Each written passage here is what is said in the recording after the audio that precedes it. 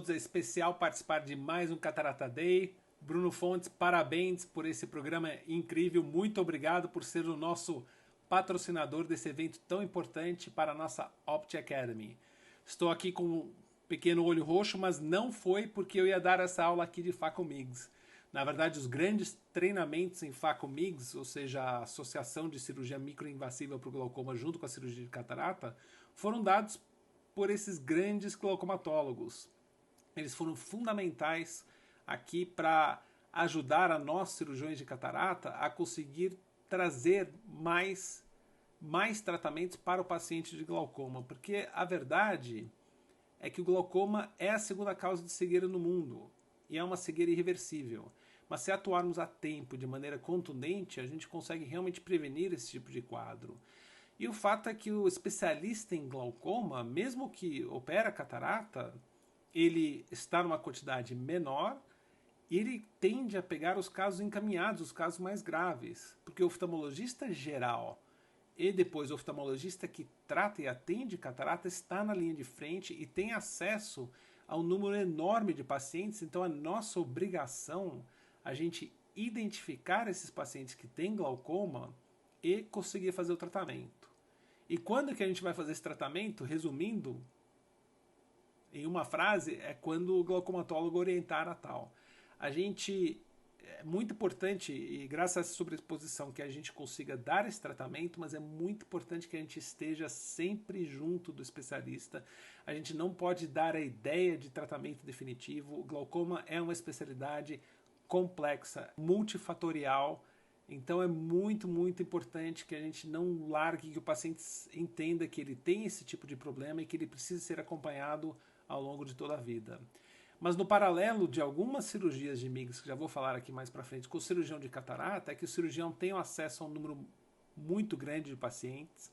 O cristalino é um dos componentes intraoculares que realmente perdem a função de maneira mais rápida, é mais fácil de ser percebido pelo paciente, é um dos motivos de levar ele para o consultório.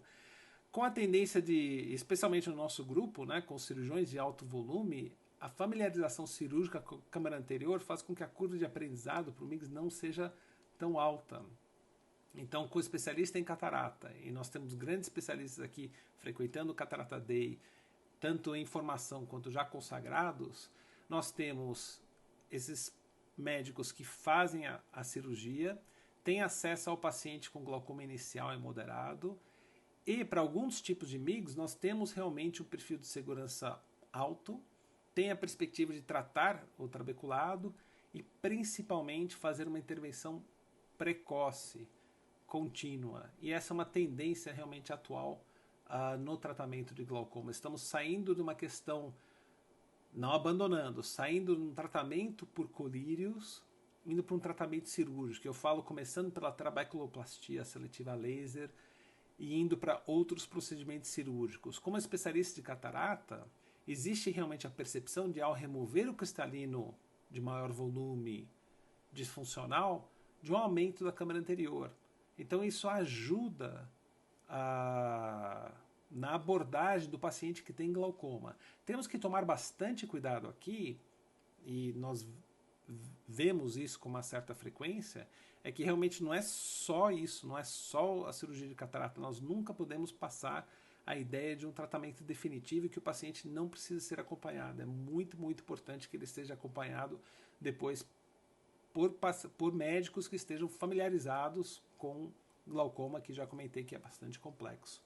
Nós temos inúmeros exemplos de MIGS. Eu não vejo em todos esses exemplos muitas cirurgias que tenham essa sobreposição com a cirurgia de catarata. Temos mesmo supracoroides que são divulgados como associados à cirurgia de catarata, supra, GAT, outros procedimentos que estão aqui, eu não vejo muito, como especialista puro de catarata, conseguir abordar todos esses procedimentos, porque são procedimentos, vários deles são complexos e exigem uma indicação mais precisa que só pode ser dada pelo especialista em glaucoma. Mas alguns desses, particularmente as microderivações trabeculares, ou seja, os stents, que vemos aqui representados, aí sim eles podem ser associados com a cirurgia de catarata e podem ser também realizados pelo especialista em catarata, porque eles têm esse perfil de segurança alto e pouca morbidade.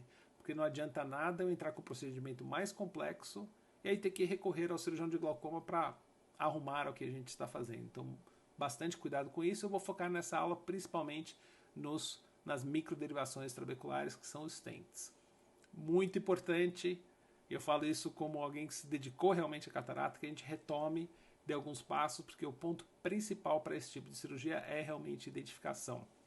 É interessante como na gonioscopia, claro, a gente, na nossa formação a gente teve que aprender a fazer, mas sempre teve um ar de uma certa complexidade. E ele é complexo, ele tem 5 estruturas. Mas, do ponto de vista cirúrgico, é possível sim a gente se guiar de maneira bem prática e bem contundente.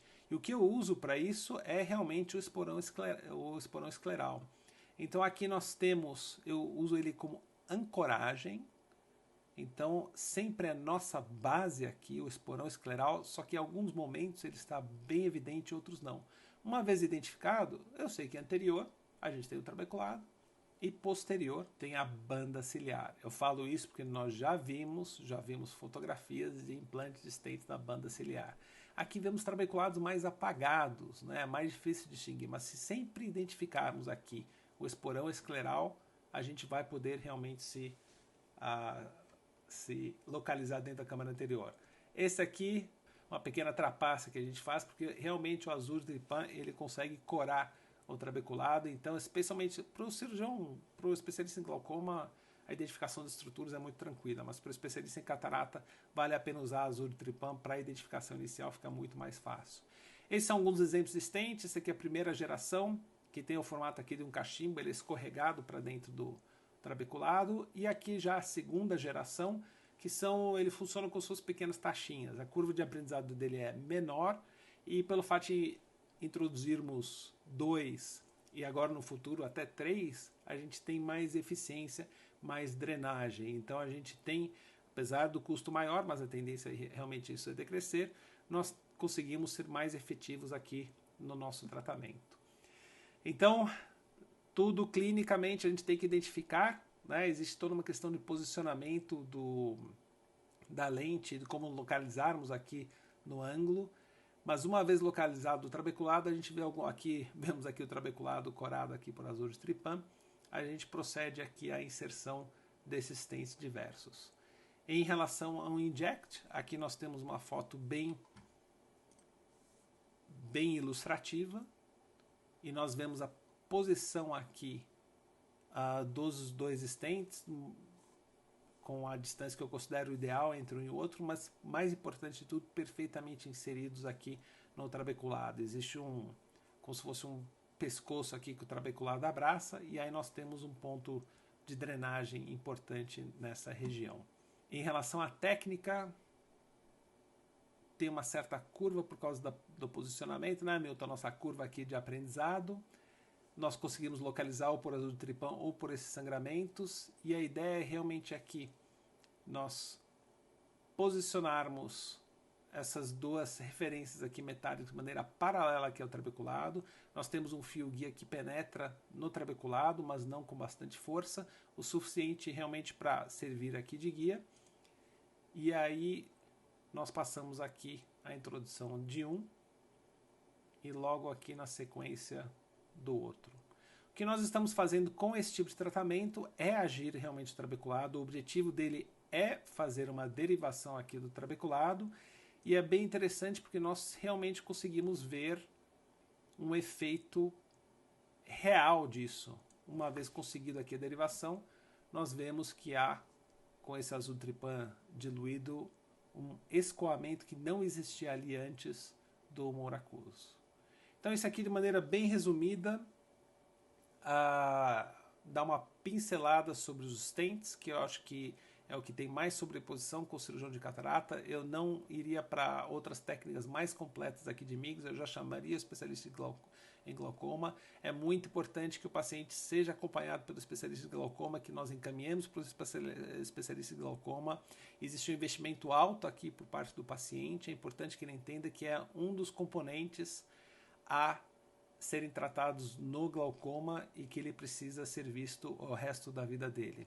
Dito isso, a gente consegue redução de pressão, a gente consegue bypass e tem um potencial de tratamento mais contundente, inicial, para o paciente. Muito obrigado, pessoal. Nos vemos na discussão.